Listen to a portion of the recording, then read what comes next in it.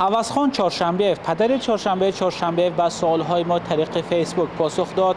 پدر چهارشنبه گفت بار اول از دادستانی ولایت مختار کوهستان بدخشان به همسرش زنگ زده درباره دستگیر شدن چهارشنبه خبر دادند. با گفته عوضخان چهارشنبه بعد شنیدن خبر بازداشت پسر، مادر چهارشنبه از هوش رفت و فشارش بلند شد. دادستانی ناحیه فردوسی بعد قریب یک روز بازداشت چهارشنبه قضیه را رسما شرح داد. بر اساس دو اتهام، یعنی برانگیختن کینه عداوت ملی و مذهبی و دعوت به سرنگونی حاکمیت، چهارشنبه را سالهای طولانی زندان تهدید می‌کند. مقامات تا حال شرح ندادند که بر اساس کدام دلیل‌ها چهارشنبه با این دو ماده کادر جنایی متهم می‌شود.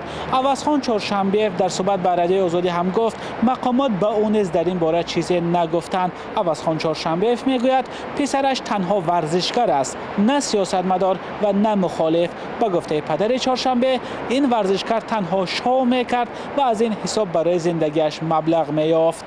والدین چهارشنبه میگن از احوال پسرشان خبر ندارند و بعد از بازداشت او از سوی مقامات تا حال او را ندیدند و هرچند همه روزه برای او به بازداشتگاه خوراک میبرند. عوضخان چهارشنبه همچنین گفت مقامات به همسرش زنگ زده گفتند برای آرام کردن مردم یک مراجعت ویدئویی کند، ولی پدر چهارشنبه میگوید به همسرش اجازه نداد که در نزد کامرا صحبت کند. مقامات تا حال به این نظر والدین چهارشنبه پاسخ ندادند. چهارشنبه روز 3 دکمبر سال گذشته با اتهام حرکت خطرناک با ماشین در داخل نقب یا تونل لفارتا و در مسکو دستگیر شد و به جوابگری مأموری کشیده شد. دادگاه او را جریمه بست و از روسیه راند.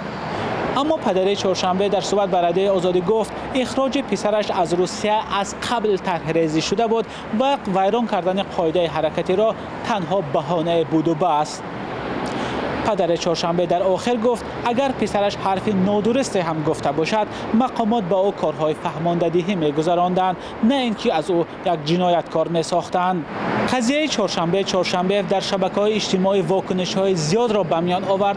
گروه به خاطر اظهار نظرهای چهارشنبه درباره تاجیکستان و تاجیکستانیان بازداشت او را درست می‌دانند، اما گروه دیگر می‌گویند چهارشنبه برای این حرف‌هایش عذر پرسیده بود و برای اظهار عقیده نباید او را زندانی کرد. مولا رجب یوسفی، نگار فضل‌الدین، آزادی دوشنبه.